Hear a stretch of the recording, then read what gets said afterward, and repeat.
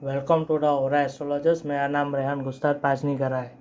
एक नया विषय लेकर आया हूँ। आज का एक बड़ा वीडियो काफ़ी समय के बाद मैं आज बना रहा हूँ। आज विषय लेंगे हम प्राइम मिनिस्टर नरेंद्र मोदी के बारे में। तो उसके लिए 2024 कैसा रहेगा, इलेक्शंस कैसे, इसके हिसाब से कैसा रहेगा, उसके बारे में हम चर्चा करेंगे। अब से ये सीरीज़ धीरे धीरे चलेगी। हर एक जो मेंबर है एनडीए में, यूपीए में, जो भी हो, हर एक की कुंडली हम आज उनका विश्लेषण करेंगे वन बाय वन। पहले हम लेते हैं माननीय श्री नरेंद्र मोदी जी की कुंडली का विश्लेषण करने से पहले मेरा यूट्यूब चैनल ओरा एस्ट्रोलॉजर्स ज़रूर सब्सक्राइब कीजिए, लाइक, कमेंट और शेयर कीजिए। आपको वो वीडियो पसंद आए या ना आए, लाइक ज़रूर करना। परामर्श करने के लिए मेरा कॉन्टैक्ट नंबर है 9327100550। चलो तो वीडियो की शुरुआत करते हैं। हम उनकी बर्थ डेट्स जान लेते हैं। 17/9/1950 रविवार 11 AM और अहमदाबाद का टाइम हमने लिया है। ये उनकी कुंडली है। यहाँ पे 8 नंबर लिखा हो तो ये नंबर है उनके वृश्चिक लग्न की कुंडली और वृश्चिक राशि ही है नया। वृश्चिक राशि में फर्स्ट हाउस में है मंगल और चंद्र, दूसरा घर खाली, तीसरा घर खाली, चौथा घर खाली, चौथा घर में बैठे हैं बृहस्पति गुरु। राहु बैठे हैं पंचम स्थान में। छठा स्थान, सातवां और आठवां स्थान जो खाड़े के स्थान है वो सब खाली, भाग्य भुवन खाली। यहाँ पे शनि भी बैठे हुए हैं कर्म क्षेत्र में, साथ में शुक्र भी बैठे हुए हैं, सूर्य बैठे हुए हैं, बुध बैठे हुए हैं लाभ स्थान में और केतु बैठा हुआ है। तो पहले तो ये कुंडली के बारे में हम चर्चा करेंगे। तो पहला ये कुंडली मांगलिक कुंडली है। मंगल जब 12वें, पहले, चौथे, सप्तम और अष्टम भवन में रहता है तो ये अपना मांगलिक कुंडली माना जाता है। वहाँ पे यहाँ पे 8 नंबर लिखा है जो वृश्चिक लग्न है, उसका राशि अधिपति है मंगल। मंगल 0 डिग्री का है और साथ में बैठे चंद्रमा। तो ये नीच भंग राजयोग कर रहे, चंद्रमा नीच के होने के कारण डाउनवर्ड है रहे। इसलिए नीच भंग राजयोग आदमी को सर्वश्रेष्ठ पद प्राप्त करवाता है। दुनिया में नामचीन हस्तियों के अंदर उनका नाम रहता है। कई देश विदेश में उसका नाम प्रख्यात रहता है। कई चीज़ों में उसके गुणगान किए जाते हैं। मन में कोई जात का मेलापन या कुछ होता नहीं है। पैसे वाइज देखे जाए तो वो गरीबी में से बाहर आए, उसका कारण है क्योंकि मंगल 0 अंश का स्थिति है। चंद्र मंगल का लक्ष्मी योग बैठा हुआ है फर्स्ट हाउस में। उसकी पर्सनालिटी के ऊपर से ही वो उनकी इनकम से ही वो अभी बाहर आए हुए हैं और वो नेगेटिव विचार नहीं कर रहे, वो भी मालूम पड़ता है। क्योंकि यहाँ पे किसी भी कोई भी प्रकार की नेगेटिव ग्रहों की जो नेगेटिव ग्रहों की जो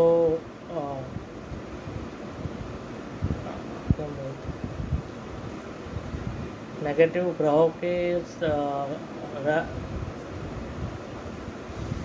नेगेटिव ग्रहों की दृष्टि नहीं पड़ रही। जैसे कि पहले देखते हैं हम शनि की दृष्टि कौन सी होती है? 3, 7 और 10। तीसरी दृष्टि पड़ रही है 12वें स्थान में विदेश स्थान में। विदेश में बैठे हुए लोगों को विदेश यात्रा के योग बनेंगे। विदेश में भी उनका बोलापन होगा, वहाँ पे भी फेमस होंगे। शनि के साथ शुक्र का बैठना कर्म स्थान में, ये भी एक राजयोग है। शनि 29 अंश के हैं पर वो मृत अवस्था में है, पर भी शुक्र साथ में होने के कारण उसका बल मिल रहा है।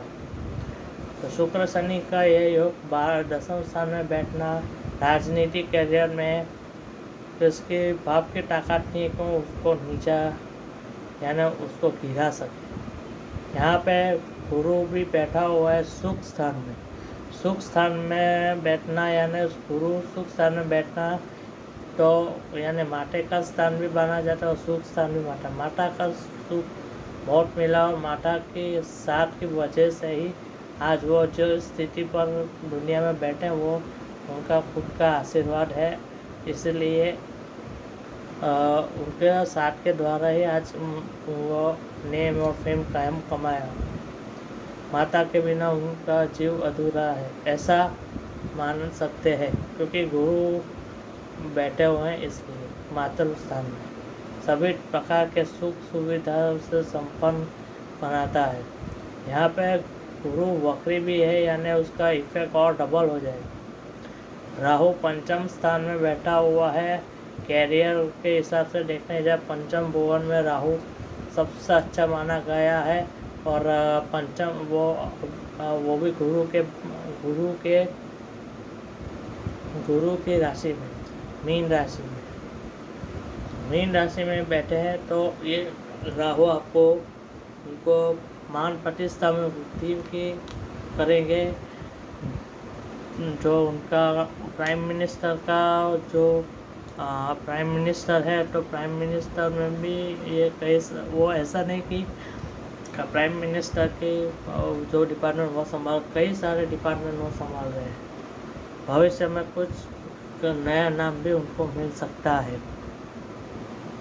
यहाँ पे सूर्य बुध अस्त का है और केतु अस्त का है। भविष्य में मानसिक चिंता रहेगी, शायद असैसिनेशन होने की भी संभावना यानी एक हमला होने की संभावना रह सकती है। उससे नकारा नहीं जा सकता क्योंकि केतु बैठा हुआ है रवि के साथ सूर्य के साथ। बुध है इसलिए बचा रहे हैं क्योंकि बुध का स्वभाव है जिसके साथ वो बैठते हैं उसको उसी हिसाब से फल देता है। वाणी में भी जबरदस्त कटुता उनमें रहती है और मंगल राहु की युति भी हो रही है। मंगल राहु को देख रहा है यहाँ पे। साथ में अपना जो केतु है, केतु 11वें भाव में बैठना अतिशय लाभ करवाएगा, वो भी बुध की राशि में है। यहाँ पे बुध अस्त उच्च का और वक्री है। जब भी एक बुध इस तरह से होता है वो जबरदस्त लाभ करवाता है, नीचा नहीं दिखाता है। और शनि भी बैठे हुए हैं राजनीति के स्थान में तो उनको हरा पाना नामुमकिन ही है। गुरु की दृष्टि 11वें भाव पे भी है तो विदेश यात्रा से भी बहुत सारा लाभ मिलेगा। शनि की भी दृष्टि पड़ रही है, गुरु की भी दृष्टि पड़ रही है अपने कर्म क्षेत्र में तो ये भी अच्छा है। शनि की 10वें स्थान में यानी पार्टनरशिप में थोड़ा सावधान रहना चाहिए। उनके हाथ नीचे के लोग यानी जो उनके साथ के गठबंधन है उसमें थोड़ा मतभेद होने की संभावना रहेगी पर प्रॉब्लम नहीं आएगी क्योंकि शुक्र उनके साथ बैठा हुआ और शुक्र की राशि को भी वो देख रहा है। अब हम जानते हैं ये कुंडली के बारे में तो हमने बताया, वैसे भी उसमें टोटल 28 राजयोग अगर करने जाए तो 28 से ऊपर राजयोग बन रहे हैं। ओके 28 राजयोग एक एक बताते जाऊंगा तो ये वीडियो पूरा 1.5-2 घंटे का हो जाएगा। अब हम बात करेंगे उनकी नवमांश राशि भाग्यश की राशि। भाग्यश की राशि में शुक्र राहु की युति दूसरे स्थान में होना ये भी सबसे बढ़िया फल देगा। मंगल भी बैठा हुआ है, वैसे मंगल आपने देखा कि लग्नेश बैठा, यहाँ पे भी लग्नेश ही है तो सबसे बढ़िया कॉम्बिनेशन ये है। शनि 6ठे स्थान में है तो 6ठे स्थान में शनि होना सबसे पावरफुल माना गया है। जो लोक शत्रु के स्थान में बैठा हुआ है, शत्रु का नाश शत्रु हंता योग भी बनाता है। ये सूर्य बुध की युति भी बहुत अच्छी है। पार्टनरशिप में यानी तो गठबंधन करना चाहे उसमें उनका ही रोल चल रहा है। अभी अब देख रहे हो कि एनडीए में जो डर आ रहे हैं गठबंधन के उसके साथ साथ में भी यही खुद अंदर से कर रहे हैं, दूसरे की कोई का दिमाग नहीं चल रहा है इसमें। दूसरा, विदेश यात्राओं से कहीं लाभ ये करवाएगा शनि, क्योंकि शनि उनकी कुंडली जन्म कुंडली में भी यहाँ पे कर्म से बैठा हुआ है, कर्म में बैठा हुआ है, और यहाँ अपने नौमा से देखें तो रोग शत्रु के स्थान में बैठा हुआ है और सीधी दृष्टि डाल रहा है 12वें भाव पे, और यहाँ पे भी दसम स्थान से तीसरी दृष्टि कर रहा है, तो वो भी अच्छा फल देगा। अब हम देखते हैं कि उनकी महादशा कैसे जाएगी। अभी चंद्रमा की, अभी लग्नेश की ही महादशा चल रही है मंगल की 2021 से, और मंगल में अभी गुरु चल रहा है 19/4/2024 तक, और बाद में शनि की महादशा आएगी। अब लग्नेश और कर्मेश दोनों एक साथ में उनकी जो दशा आएगी, तो ये इस दशा में थोड़ा सा नेगेटिव पीरियड आ सकता है, पर अगर मेरा अनुमान ये है कि उसमें और डीप में जाते हैं तो प्रत्यंतर दशा देखते हैं। प्रत्यंतर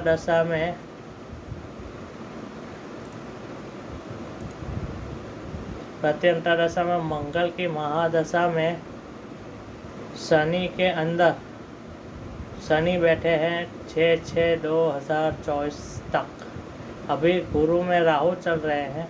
जब वो गुरु की ये महादशा 19/4/2024 तक में पड़ जाएगी, तो उस टाइम पे अगर इलेक्शंस का डिक्लेयर होना या उससे पहले जितनी भी रैली करते उसमें सभी में ज़बरदस्त फ़ायदा होने की संभावना रहेगी।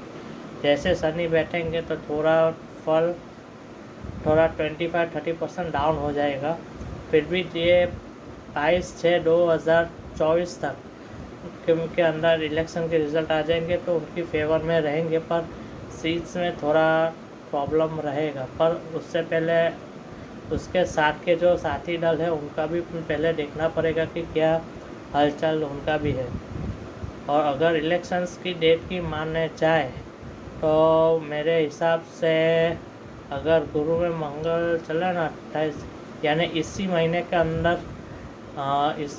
अंदर यानी इस और 28 यानी उसका मल्टीप्लिकेशन करके डिवाइडेड न्यूमरल जो के हिसाब से देखने जाऊँ तो 8 + 28 36 यानी 18 यानी इस फरवरी के अंदर इलेक्शंस के रिज़ल्ट इलेक्शंस की डेट फाइनल हो जानी चाहिए। अगर इस इलेक्शंस की डेट फाइनल हो जाती है तो ज़बरदस्त फ़ायदा होगा, क्योंकि और बाद में शनि भी का जो कर्मेश बैठा हुआ है उसी राशि में शनि बैठा हूँ तो वो भी आपको फ़ायदा करेगा ही करेगा। और 22/6/2024 तक में तो उनका रिज़ल्ट आ जाएगा तो अच्छा रहेगा। उसके बाद शनि में बुध बैठेंगे, वो भी महादशा अच्छा ही रहेगा। शनि में बुध 2026, जब केतु बैठेंगे 22/10/2036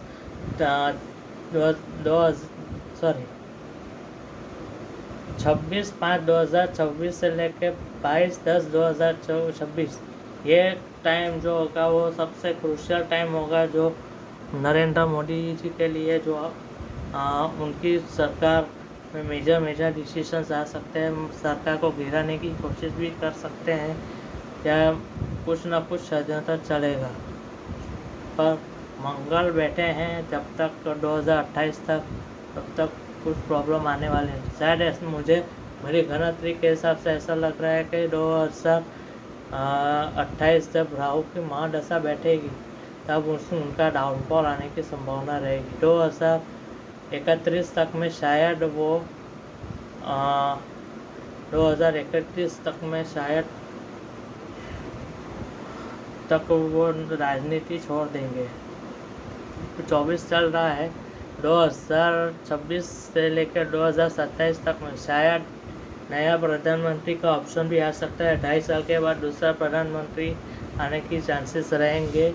हम योगी जी भी कुंडली देखने वाले हैं, उनका भी हम देखने वाले, क्योंकि उनके भी अंदर अभी क्या बोलते हैं, उनमें भी प्राइम मिनिस्टर बनने के भी योग बन रहे हैं, वो उसके बारे में भी हम चर्चा करेंगे। तो उसकी नरेंद्र मोदी जी की 60 देखने जाए तो 60 और पनौती का देखने जाए तो अभी पनौती कुंभ राशि में बैठा है 17/1/2023 से लेकर 29/2/2025 तक में। तब तक के लिए बराबर फायदा करेंगी, पर हेल्थ वाइज इश्यू आने की संभावना रहेंगी। अब हम गोचर देखें तो गोचर में अभी राहु के ऊपर ही राहु चल रहा है और केतु की कन्या राशि में चल रहे, सूर्य बुध के ऊपर से।